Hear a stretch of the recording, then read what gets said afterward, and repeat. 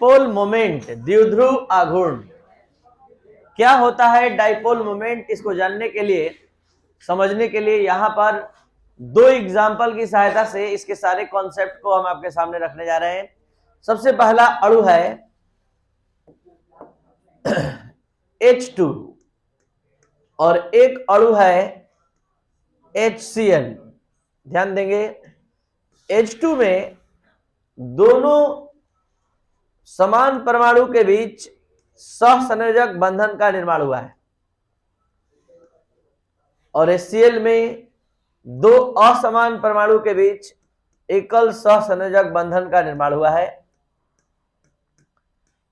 यहां जो बंधित युग्म इलेक्ट्रॉन है, इस अणु में दोनों परमाणु की विद्युत ऋणात्मकता समान होने के कारण यह बंधित युग्म इलेक्ट्रॉन दोनों के सेंटर में यानी मध्य में स्थित रहेगा। लेकिन जब HCl में बात करते हैं तो ये जो बंधित युग्म इलेक्ट्रॉन है जो H और Cl के बीच, ये वास्तव में उस एलिमेंट की ओर खिसकेगा जिसकी विद्युत ऋणात्मकता अधिक है। तो ये बॉन्डेड पेयर इलेक्ट्रॉन, बंधित युग्म इलेक्ट्रॉन Cl की विद्युत ऋणात्मकता अधिक होने के कारण ये Cl की तरफ खिसक जाता है, जिसके कारण इस पर डेल्टा माइनस चार्ज ओरिजिनेट हो जाता है और इस पर डेल्टा प्लस। तो डाइपोल मोमेंट, द्विध्रुव आघूर्ण क्या है?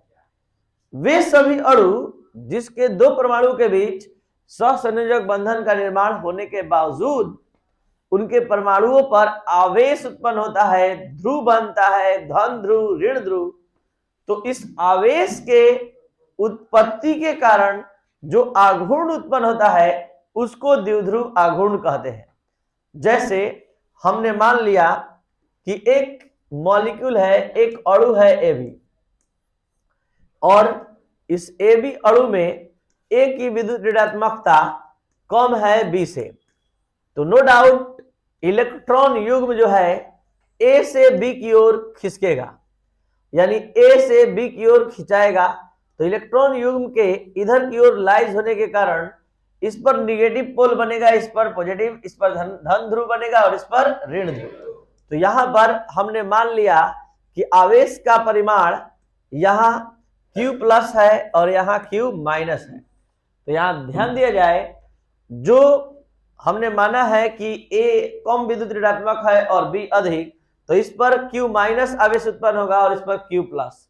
तो द्विध्रुव आघूर्ण का कॉन्सेप्ट कहता है कि धन ध्रुव या ऋण ध्रुव पर स्थित आवेश के परिमाण और दोनों के बीच की दूरी, जो हमने यहां माना है कि दोनों के बीच की दूरी क्या है, तो D है। तो धन ध्रुव या ऋण ध्रुव पर स्थित आवेश का परिमाण एवं दोनों ध्रुवों के बीच की दूरी के गुणनफल को हम द्विध्रुव आघूर्ण कहते हैं। आपको बता दें कि द्विध्रुव आघूर्ण को म्यू द्वारा सूचित किया जाता है और म्यू बराबर Q इंटू D होता है। यहाँ Q क्या है? आवेश का परिमाण है, चाहे धन ध्रुव से लिया जाए या ऋण ध्रुव से। तो धन ध्रुव या ऋण ध्रुव पर स्थित आवेश का परिमाण है Q और दोनों ध्रुवों के बीच की दूरी है D और दोनों का गुणनफल है द्विध्रुव आघूर्ण। आपको बता दें कि आप सभी स्टूडेंट जिस अंदाज में बल का मात्रक न्यूटन याद करते हैं, तो आपको बता दें कि F बराबर ma होता है और यहाँ m को किलोग्राम में आप मेजर करते हैं और इसको मीटर पर सेकेंड में, लेकिन फिर भी आप यहाँ फोर्स को न्यूटन में मापते हैं। तो 1 न्यूटन बराबर 1 kg 1 मीटर पर सेकेंड स्क्वायर के गुणनफल के बराबर माना जाता है। इसी तरह से यहां भी, यहां देखिए आवेश का मात्रक तो कूलम्ब होता है और डिस्टेंस का मीटर।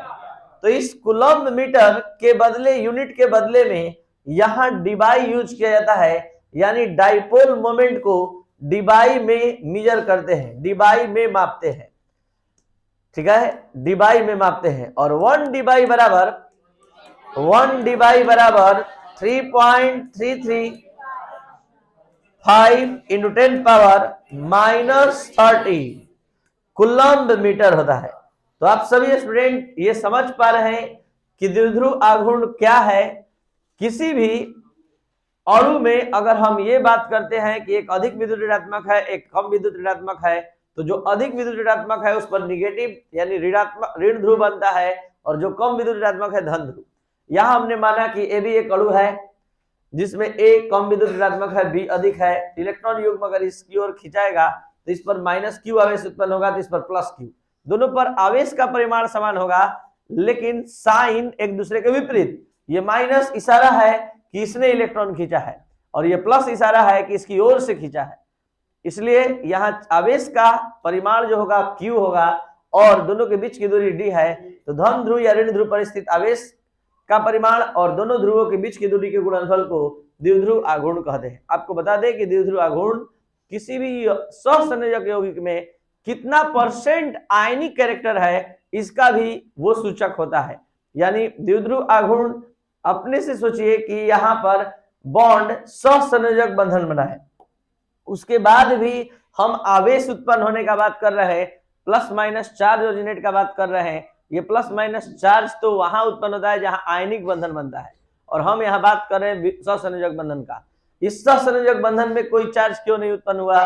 दोनों एटम समान है, समान क्षमता से इलेक्ट्रॉन युग्म को खींच रहे हैं, तो ये इलेक्ट्रॉन ना बाईं ओर जाएगा ना दाईं ओर जाएगा, तो कोई आवेश नहीं उत्पन्न होगा। तो Q का मान 0 होगा, तो mu का भी मान क्या हो जाएगा? 0 हो जाएगा। लेकिन यहाँ आवेश उत्पन्न हो रहा है तो Q का मान नॉट इक्वल टू 0 होगा, Q 0 नहीं होगा तो mu भी 0 नहीं होगा, निश्चित कुछ ना कुछ मान होगा। तो यहाँ पर इसी के संदर्भ में हमने यहाँ समझाया कि द्विध्रुव आघूर्ण क्या है। अब हम यहाँ थोड़ा सा और इसके इसके बारे में बता दें डिटेल में कि इसको एक सदिश राशि कहा जाता है। यानी द्विध्रुव आघूर्ण एक सदिश राशि है। जिस तरह दो वेक्टर का जोड़, दो वेक्टर का घटाव होता है, वैसे यहाँ भी द्विध्रुव आघूर्ण के बॉन्ड मोमेंट की सहायता से यहाँ पर सदिश की तरह इसको जोड़ते और घटाते हैं। अब यहाँ एक चीज और समझ लीजिए, द्विध्रुव आघूर्ण के बारे में एक स्टेटमेंट है कि द्विध्रुव आघूर्ण को तीर के चिन्ह द्वारा दिखाते हैं, और तीर का चिन्ह हमेशा कम विद्युत ऋणात्मक से अधिक विद्युत ऋणात्मक की ओर खींचा जाता है। जैसे ये HCl है तो ये कम विद्युत ऋणात्मक है, ये अधिक है, तो इसका तीर का चिन्ह रहेगा कम विद्युत ऋणात्मक तत्व से अधिक विद्युत ऋणात्मक तत्व की ओर। तो जरा ध्यान दीजिए, कम विद्युत ऋणात्मक तत्व कौन था? हाइड्रोजन। तो कम विद्युत ऋणात्मक तत्व को हम विद्युत धनात्मक तत्व, मतलब कम विद्युत ऋणात्मक तत्व को विद्युत धनात्मक तत्व मान लिए, और अधिक विद्युत ऋणात्मक तत्व को ऋणात्मक तत्व मान लिए। और ये इलेक्ट्रॉन का खिंचाव कम विद्युत ऋणात्मक तत्व से अधिक विद्युत ऋणात्मक तत्व की ओर होता है, इसलिए इस तरह से इसके साइन का निर्माण हुआ। यानी इसका चिन्ह कैसे बना ये भी हम आप लोग को बता दिए। जैसे एक बार फिर से देख लीजिए कि ए भी एक अणु है, और ए कम विद्युत ऋणात्मक है और बी अधिक विद्युत ऋणात्मक है। तो ये कम विद्युत ऋणात्मक है तो इस पर धन आवेश उत्पन्न होगा, और ये अधिक विद्युत ऋणात्मक है तो ऋण आवेश। इलेक्ट्रॉन का खिंचाव प्लस से माइनस की ओर होता है, इसलिए इसका साइन इस तरह से बनाया गया है। तो यहाँ पर क्रॉस इशारा है कि इलेक्ट्रॉन का खिंचाव कम विद्युत ऋणात्मक तत्व से अधिक विद्युत ऋणात्मक तत्व की ओर होता है।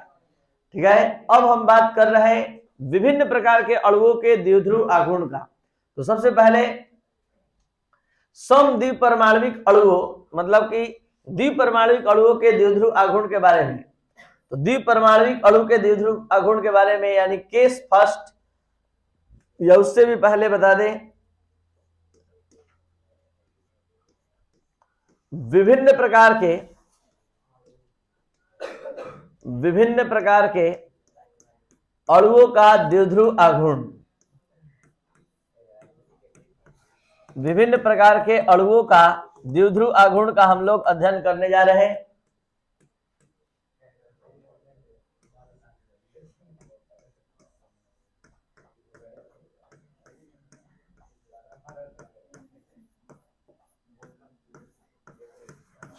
जरा ध्यान दिया जाए।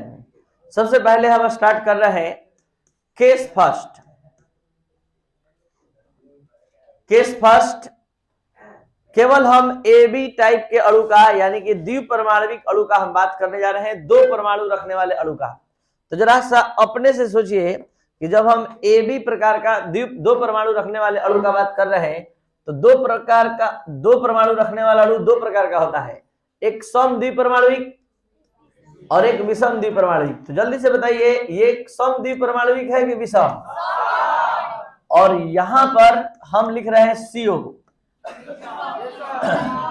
ठीक है, HF विषम द्विपरमाणुविक। दोनों में समानता किस बात की है?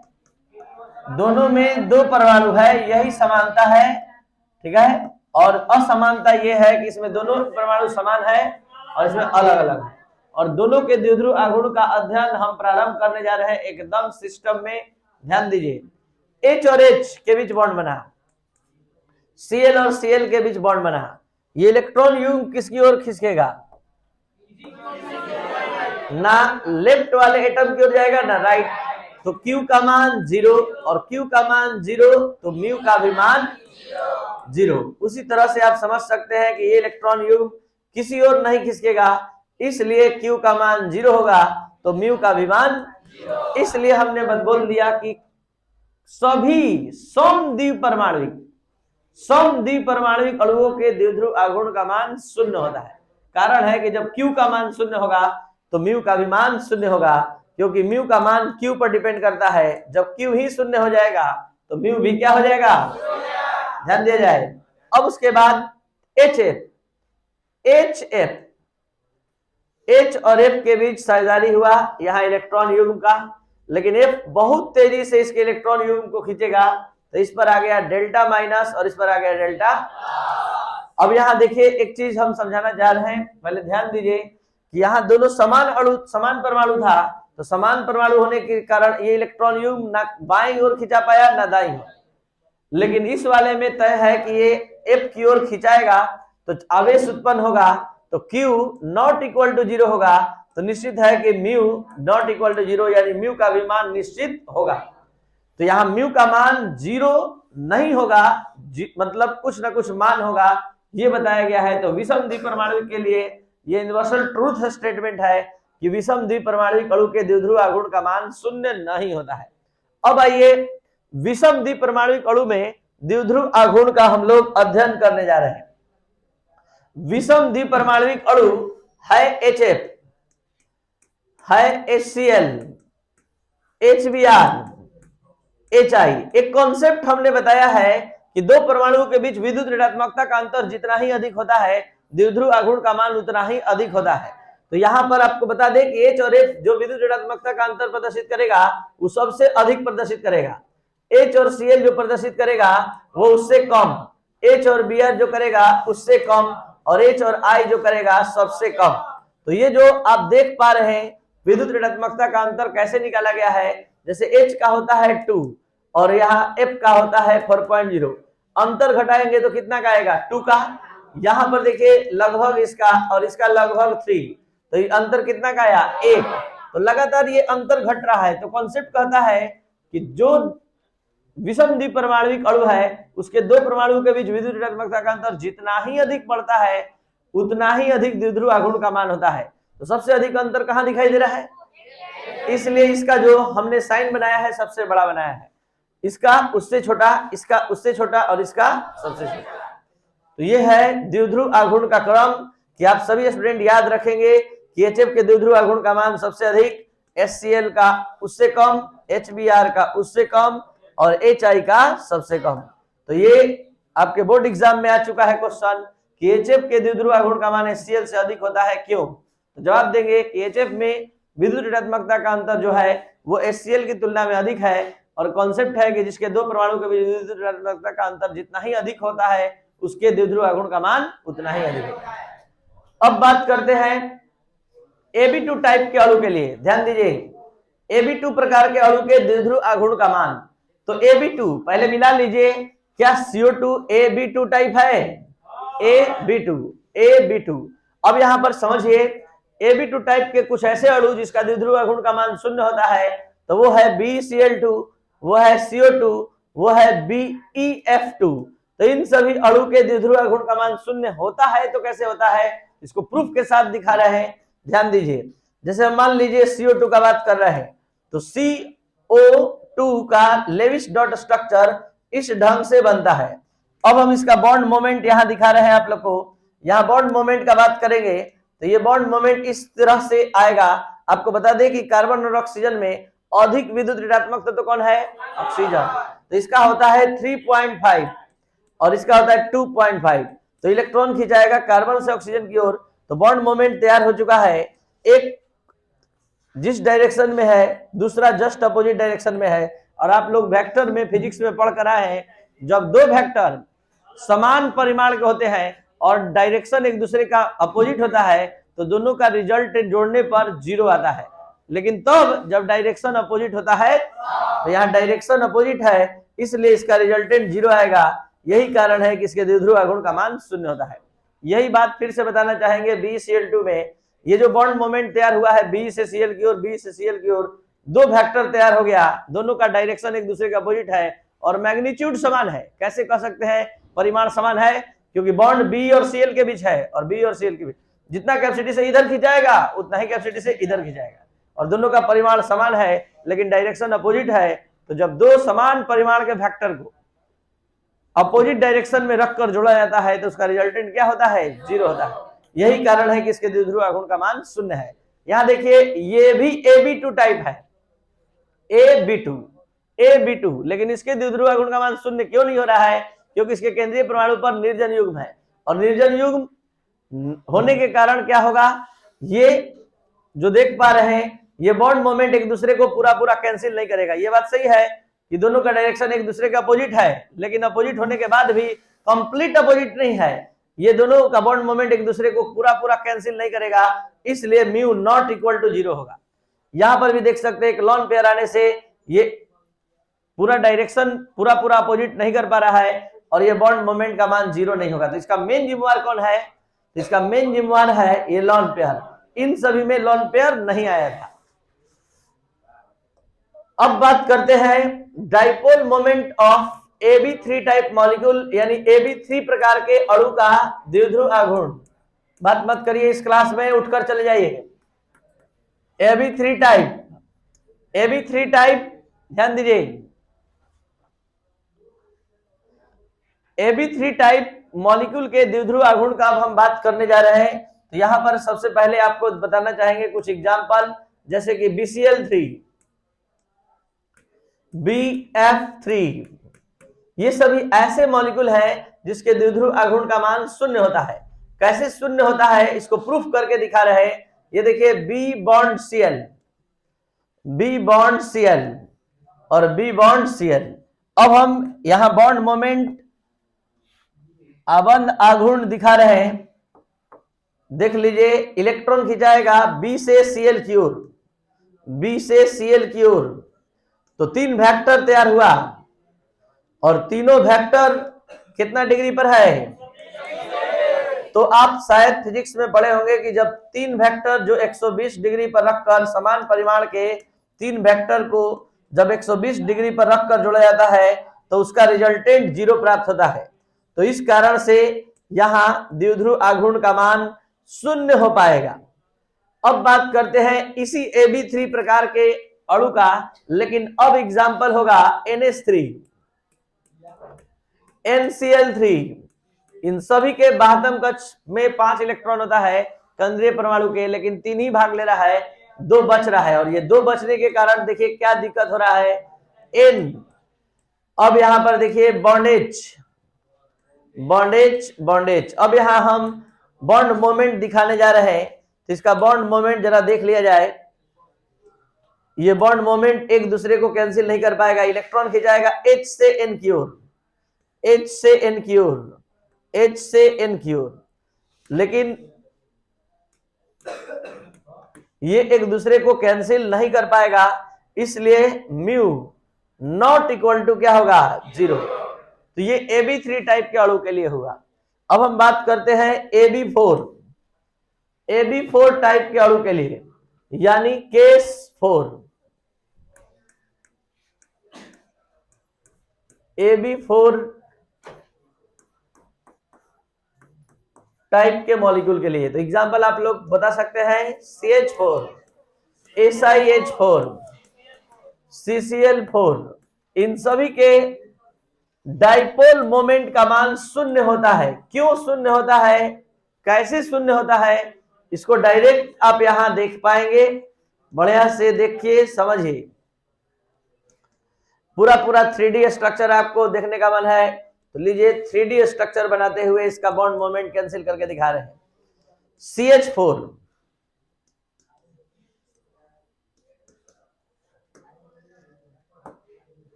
ये बॉन्ड मोमेंट 3D स्ट्रक्चर में आपको कैंसिलेशन देखना पड़ेगा। ये इसको कैंसिल करेगा, ये इसको कैंसिल करेगा। आपको लग रहा है कि नहीं ये दोनों एक दूसरे के ठीक अपोजिट नहीं है, तो वास्तव में है, ये अंदर की ओर है, इसलिए आप सही एक्यूरेट अपोजिट नहीं देख पा रहे हैं। तो म्यू इक्वल टू क्या हो जाएगा, 0। अगर आप इसी तरह CCl4 का बनाएंगे तो उसका भी 0 प्राप्त करेंगे। अब यहां पर SF4 के द्विध्रुव आघूर्ण का हम बात कर रहे हैं। सल्फर के वाहकत्व कक्ष में कितना होता है, 6 इलेक्ट्रॉन, और भाग कितना लिया, 4। तो आप लोग को याद होगा अभी हाल ही में बनाए थे SF4 का लेविस डॉट स्ट्रक्चर। तो वहां पर SF4 ये इस तरह से बनता है,